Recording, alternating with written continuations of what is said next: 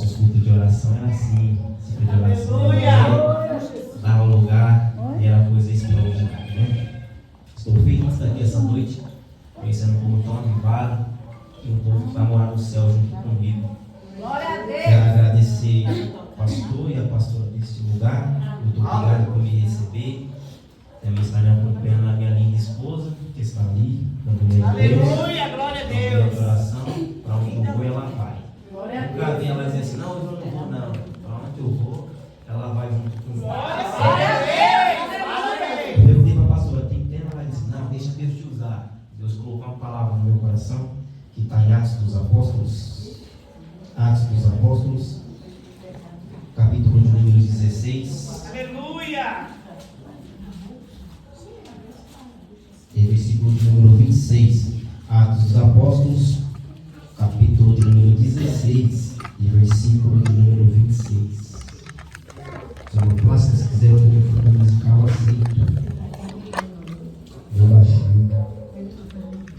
E diz assim: e de repente sobreveio um tão grande terremoto, que os alicerces dos cárceres se moveram, e logo se abriram todas as portas, e foram soltas todas as prisões de todos. E você diz? Amém. Pode se assentar. Glória a Deus. Aleluia. Aleluia, Jesus. Meus queridos, dentro desse contexto, os irmãos vão observar que com certeza Paulo, no Novo Testamento, é um homem que nós podemos analisar e ver com grande intimidade que esse homem tinha com Deus. É bem verdade que Paulo era um dos maiores poliglotas que nós já vemos no Novo Testamento. Paulo, ele era diferente das outras pessoas, porque Paulo, quando ele pregava, as pessoas se rendiam a Cristo. Paulo, quando ele pregava, as pessoas reconheciam seu pecado e queriam aceitar a Jesus. Paulo era diferente. Obrigado. Pregava diferente das outras pessoas. É bem verdade que ele era um homem muito estudado, porque a Bíblia diz que ele estuda com o professor Gamaliel. Gamaliel era um homem muito estudado, era um homem que andava e vivia dentro da sinagoga, ele tinha um carro lá dentro. É bem verdade que ele era muito inteligente, esse Gamaliel. Se você olhar Atos, capítulo de número 5, você vai entender que este homem, uma certa vez, ele reuniu todo o povo, e dentro daquele povo estavam os discípulos, e na verdade os discípulos já tinham sido presos, porque diziam que pregavam, falavam coisas mentirosas, que de verdade era uma seita, que não era. Então este homem se levanta com grande autoridade, e ele vai dizer assim: olha, se levantou Judas, e aí não veio a conseguir ser o Messias, porque naquela época se levantaram muitos falsos Messias, e Tadeu, Judas e Galileu se levantaram, e esse homem começa a dizer: todos esses não teve continuidade no seu ministério. Por quê? Porque o seu ministério não era verdadeiro. Então ele disse assim: se esses homens, que eram os discípulos, se esses homens estão pregando a verdade, obviamente que esse ministério vai crescer, obviamente que esse ministério vai fluir. Mas se esses homens for mesmo de Deus, vocês estão lutando contra o próprio Deus. Veja a sabedoria de Gamaliel, veja a sabedoria deste homem, um homem que era muito estudado, mas um homem que entendia das coisas de Deus. É bem verdade que Paulo vai aprender com esse homem tão sábio, e isso aqui é um grande mover de Deus, porque Paulo, ele falava pelo Espírito Santo, mas ele também era um homem muito estudado, era um homem muito iletrado. Nesta geração, muitas pessoas são enganadas, muitos membros da igreja são enganados porque não lê a palavra, porque não estuda, porque não se aprofunda nos estudos, aí vai e faz tudo que a pessoa está dizendo, e na verdade, às vezes, aquilo que a pessoa está pregando nem bíblico é. E por isso que nós temos que guardar essa palavra em nosso coração, para que nós não venhamos ser enganados por qualquer charlatão. É bem verdade que Paulo aprende desse homem. A Bíblia diz que a convenção de Paulo já foi algo extraordinário, porque Paulo, ele começou a perseguir os cristãos, E talvez você não saiba por que ele persegue.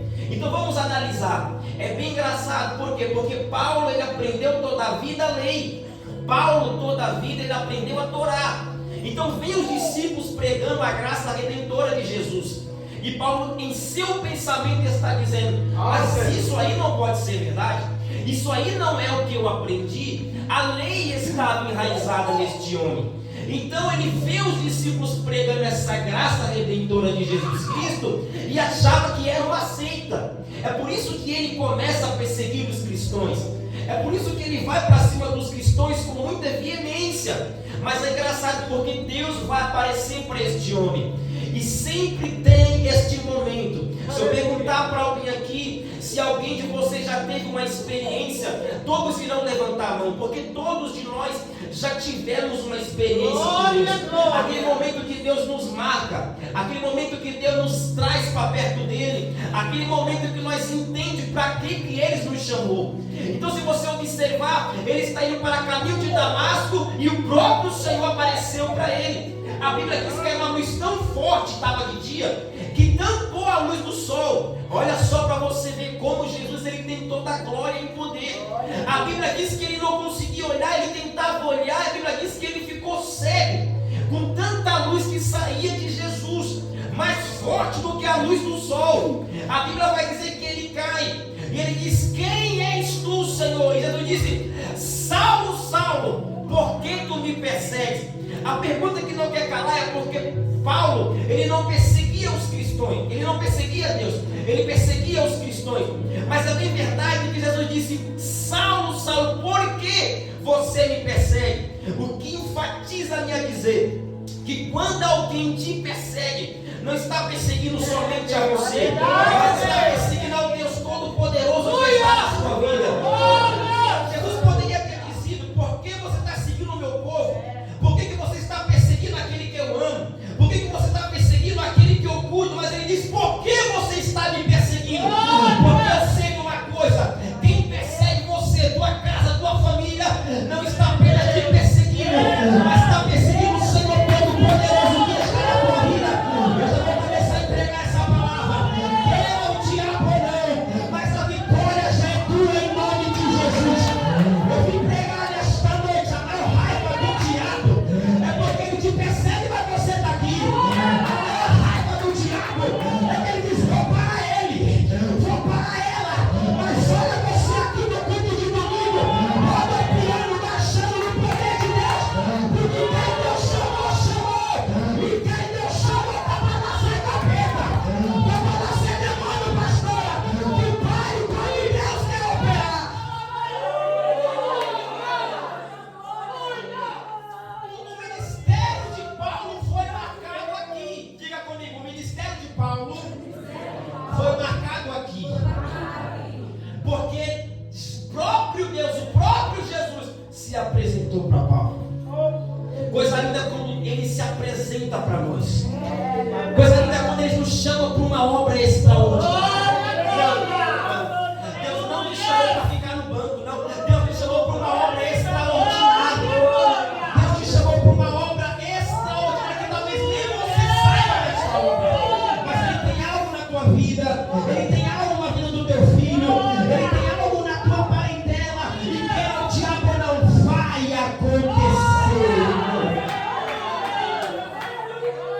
A Bíblia diz então que o ministério dele foi marcado.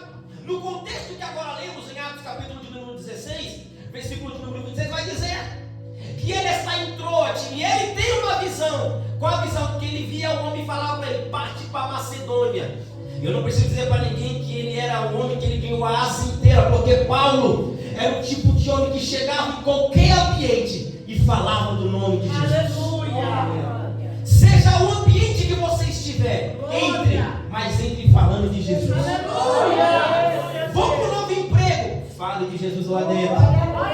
Estou na rua, encontrei alguém que não conhece, sentindo falar de Deus, fale de Deus para ela. Porque falar de Deus aqui em cima é muito fácil, quer ver falar na rua. Quer ver falar para o teu vizinho. Eu quero ver falar para aquelas pessoas que estão na rua, jogado, largado. Falar de Jesus aqui é fácil. E Paulo era esse tipo de homem. Falava de Deus para quem ele tinha oportunidade.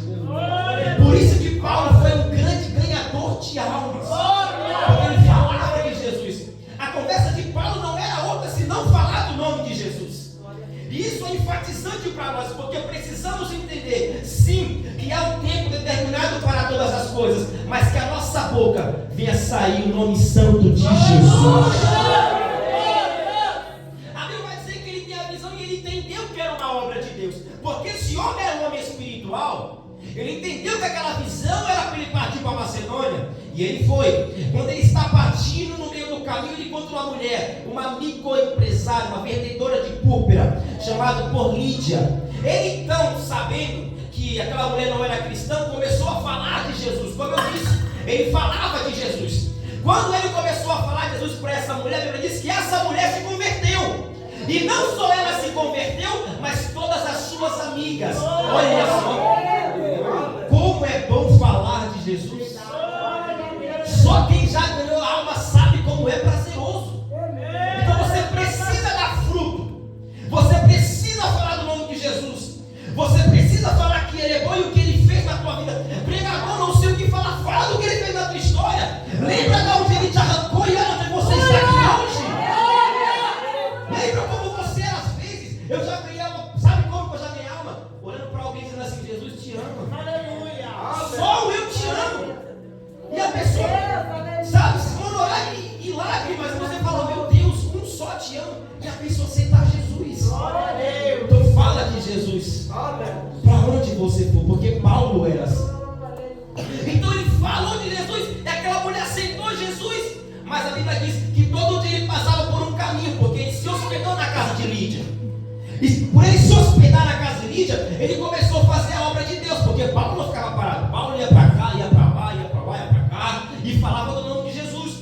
Aí a Bíblia diz que ele passando por muitas vezes em um lugar que tinha uma mulher com espírito de adivinhação. E a Bíblia diz que quando ele passava, a mulher dizia: eis aí os grandes homens de Deus. A Bíblia diz que não foi uma vez, que não foi duas vezes, que não foi 3 vezes, foi muitas vezes. Mas aquilo ficou insustentável para Paulo. Aquilo ficou de uma situação que ele já não aguentava mais, porque algo estava incomodando Paulo do lado de dentro. E quem era? O Espírito Santo de Deus. Porque ela diz que o meu Espírito que está em mim, o Espírito Santo, testifica com o que está em ti. Paulo tinha uma coisa que pouco crente tem: o quê? Discernimento espiritual. O que é discernimento espiritual? É quando você discernir o que é de Deus ou o que não é. Eu já vi pessoas no círculo de oração, pessoas levantarem falando em línguas, e uma certa irmã levantar e repreender o espírito maligno. O que é isso aí? Espírito de discernimento espiritual. É discernimento espiritual. E Paulo tinha isso. Por isso que ele sentiu. Ele disse: tem alguma coisa errada nessa mulher. Porque era o Espírito Santo falando dentro dele. Tem alguma coisa errada com essa mulher. Ela está falando a verdade, porque Paulo e Silas eram grandes homens de Deus. Mas não é sobre o que está falando, mas é sobre a procedência. Porque aquela mulher está com o espírito de adivinhação. E ele, entendendo que o Espírito Santo falou por ele, disse: em nome de Jesus, eu repreendo esse espírito de adivinhação que está sobre esta menina. A Bíblia diz que ela caiu, porque ela não aguentou. Porque está para ser capeta, irmão. Que aguente alguém que ora, alguém que jejua, alguém que vive uma vida de santidade, alguém que guarda os princípios de Deus. Está para nascer demônio que exista. Quando você levanta a tua mão e diz: Satanás, eu te repreendo em nome de Jesus, ele tem que bater de retirada. Porque a Bíblia diz que Jesus disse: em meu nome expulsarão demônios. Não é no nome do pregador, não é no nome do pastor, não é no nome da pastora, é no nome poderoso, que é o nome de Jesus Cristo, que está sobre este lugar.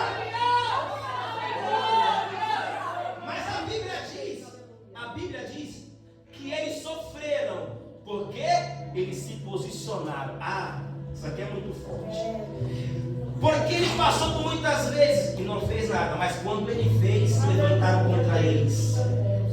Fazer a obra de Deus não é fácil. Para quem prega, para quem canta, sabe o peso espiritual que é, sabe como é lidar com o mundo espiritual. Eu sou jovem, mas eu sofri bastante batalha espiritual, então eu tenho propriedade para falar o que eu estou falando. Aleluia. Ele se posicionou. Aí sabe o que fizeram? Acusaram ele de perturbação da ordem pública. Mas eles não estavam perturbando ninguém, eles estavam falando de Jesus. Mas é isso que o diabo faz quando você se posiciona. Então se posiciona na sua casa, no seu serviço, em algum lugar que precisa de um posicionamento, mas se posiciona. E ele se posicionou. E sabe o que fizeram com eles? Primeiro, colocaram eles em sinais de nudez, tiraram toda a roupa deles, açoitaram eles e colocaram uma prisão em segurança máxima. Tudo isso porque repreendeu um demônio. Tudo isso porque se posicionou. Você está achando que você vai jejuar, que você vai orar, que você vai se consagrar e o inimigo não vai lutar contra você? Você está achando que você vai fazer a vontade de Deus e o inimigo não vai querer te parar? Não, ele não vai parar quem não está dando fruto, ele vai parar quem está dando fruto. Agora uma verdade é, se o inimigo está se levantando contra você, você está no caminho certo. Porque essa é a evidência do crente. Quando o inimigo começa a se levantar, quando começa a vir os bombardeios, você está fazendo algo mesmo. Então quer dizer que o inimigo ele começa a se incomodar com o seu posicionamento espiritual. E ele sofre tudo isso porque repreendeu o demônio. Mas olha, vem pra cá e entra comigo na palavra. Eles tinham algum motivo para adorar? Nenhum. Como que alguém que ficou nu, imagina eles ficando nu à frente de todos os homens que estavam naquele lugar. Aí foram açoitados, colocaram em segurança máxima. Tem algum motivo para adorar esses homens? Não tem nenhum motivo. Mas o que faz a gente adorar? Eu entendi que adorador não adora pela circunstância, mas adora pelo que ele é. Não, você não está aqui só porque você quer dar. Você está aqui porque ele te amou primeiro. Você está aqui porque ele te escolheu primeiro. Você está aqui porque você entendeu. Eu não adoro pelo aquilo que ele me dá, por carro, por casa, por dinheiro, mas eu adoro pelo que ele é, o que é meu amigo, o meu ajudador, o meu consolador, o autor da minha fé. Ele é contigo nesta noite. E eu posso dizer uma coisa: não tem o melhor glória a Deus, não tem o melhor aleluia. O inimigo quer parar a tua adoração, o inimigo quer parar a tua casa, mas eu vou liberar. Ele vai bater de retirada hoje. Ele vai bater de retirada hoje, porque quem te chamou não foi o homem, quem te chamou foi Deus.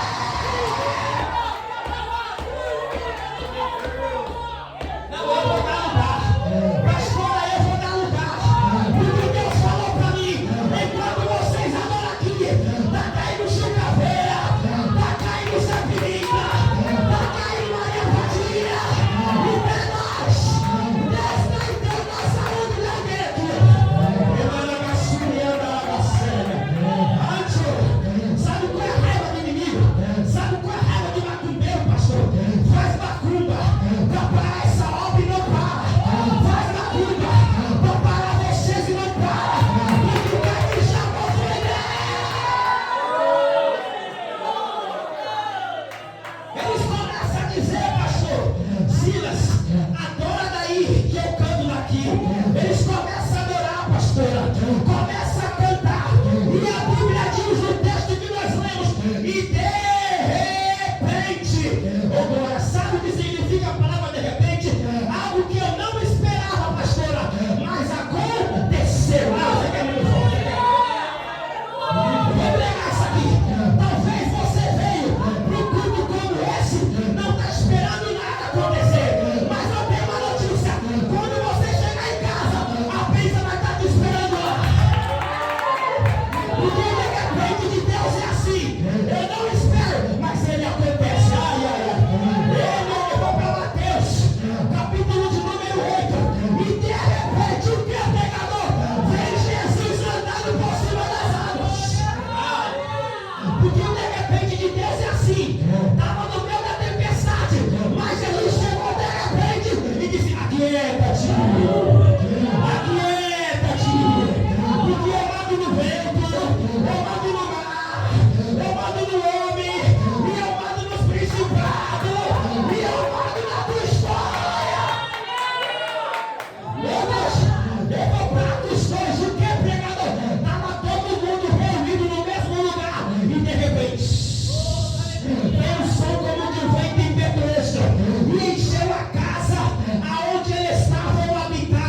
e foram vistas por eles línguas repartidas como de fogo.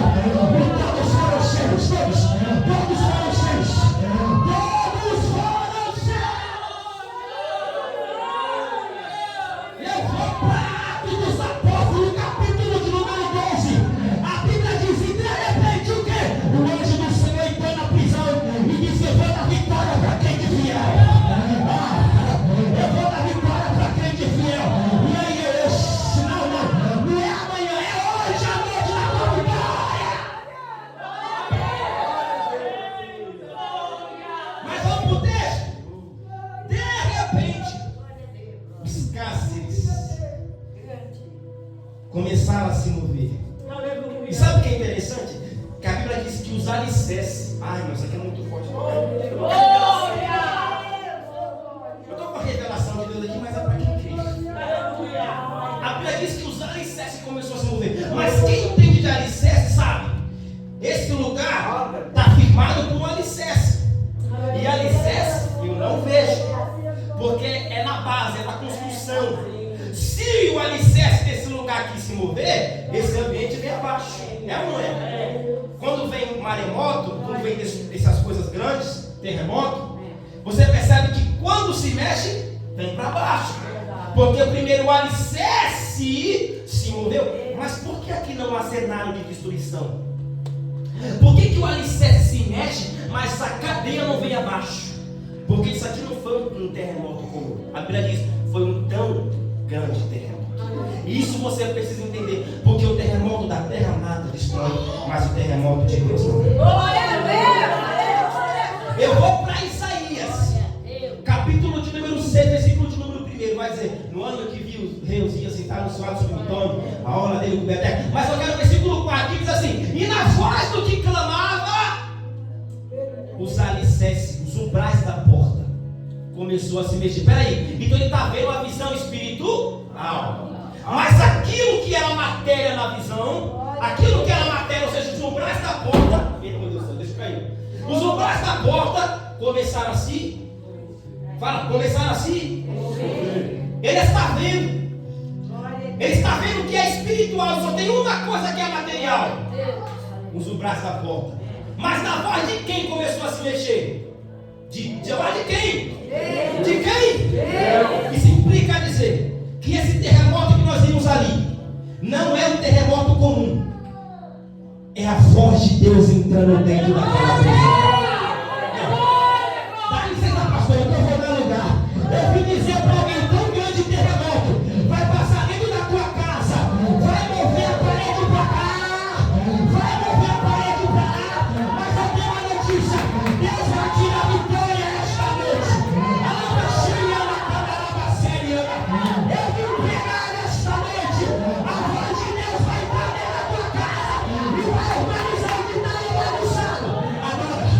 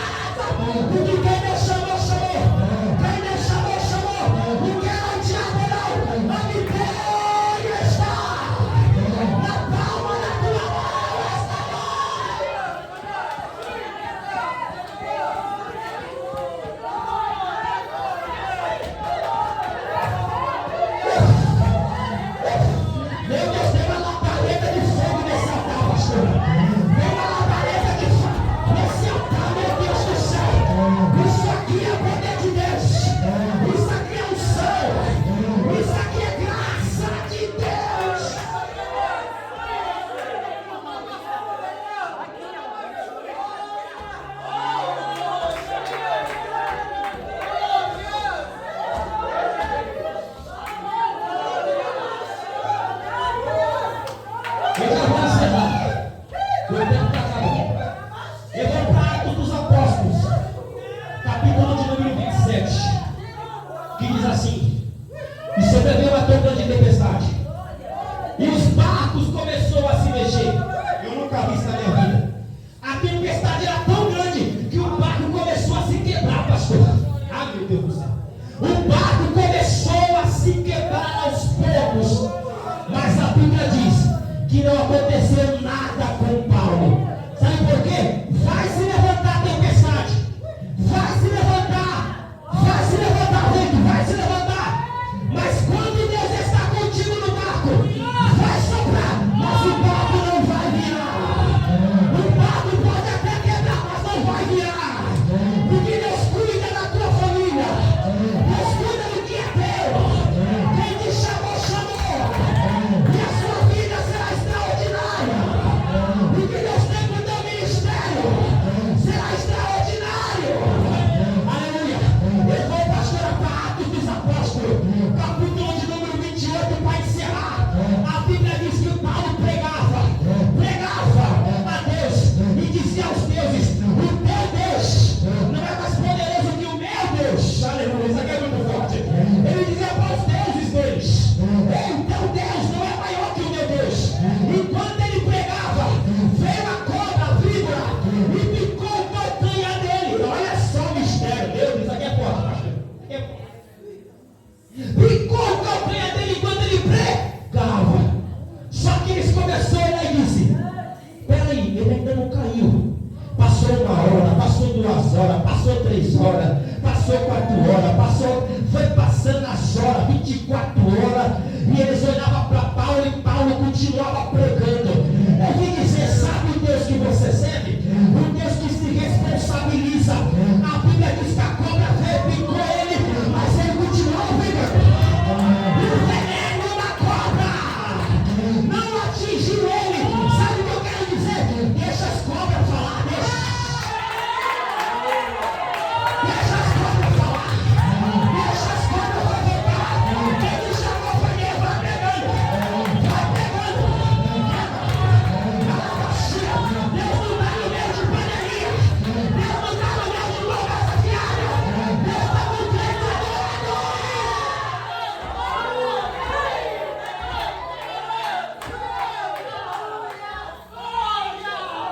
Ele continuou pregando, e alguém dizia para ele: ele é o Deus, mas não era Deus não, ele era como eu e você, mas era o Deus que estava sobre a vida dele. E eu tenho uma notícia: esse Deus está aqui esta noite e está dizendo: eu recebo a adoração do meu povo, eu recebo a adoração das mulheres, eu recebo a adoração dos homens, eu recebo, eu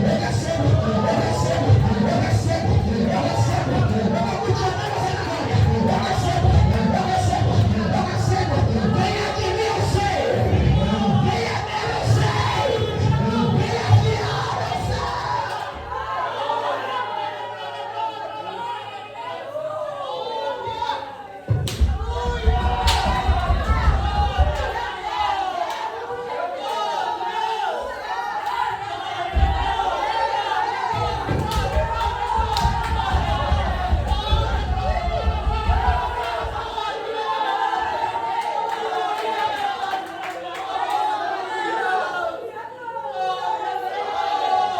O Pai reconhece os seus filhos. Aí eu lembrei daquela passagem. Quando a cobra picou, ele não sentiu veneno. Eu lembrei: se passarem pelas águas, ela não vai te submergir. Mas se passares pelo fogo, ele não te queimará. Esse é o Deus que nós servimos. Ele não mudou, ele ainda é o Deus. Ele não mudou, quem muda é homem, mas ele permanece fiel. Ele permanece fiel. Você consegue entender? Pastor